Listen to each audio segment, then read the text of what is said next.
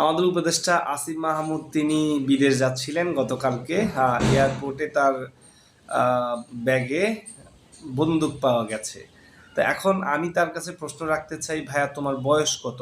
30 বছরের আগে তো অস্ত্রের লাইসেন্স পাওয়া যায় না, এবং অস্ত্র চালাতে ট্রেনিং নিতে হয়, আরও অনেক ক্রাইটেরিয়া আছে, সেগুলো কি আপনার ফুলফিল আছে?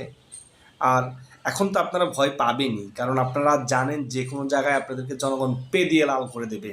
কারণ যে পরিমাণ টাকা মারছেন, এখন আপনাদের বিলাসিতা করতে মন চায়, বিদেশ যেতে মন চায়, হ্যাঁ, বন্দুক রাখতে মন চায়।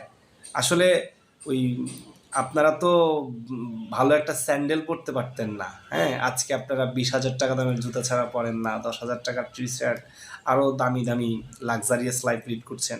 যাই হোক, এটা বাংলাদেশের জনগণের টাকায়। আপনাদের পিএসরা এখন 500-600 কোটি টাকার মালিক হয়ে যাচ্ছে মাত্র 3-4 মাসে।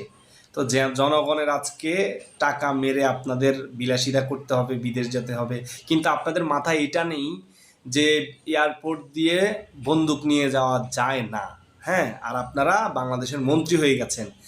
আজকে এই যে এয়ারপোর্টে আপনি অস্ত্র নিয়ে ধরা খাইছেন, এটা যদি বিদেশি কোনো গণমাধ্যমে জ্বলে যায়, দেশের ভাবমূর্তি কী পরিমাণ ক্ষুণ্ণ হবে বুঝতে পারছেন?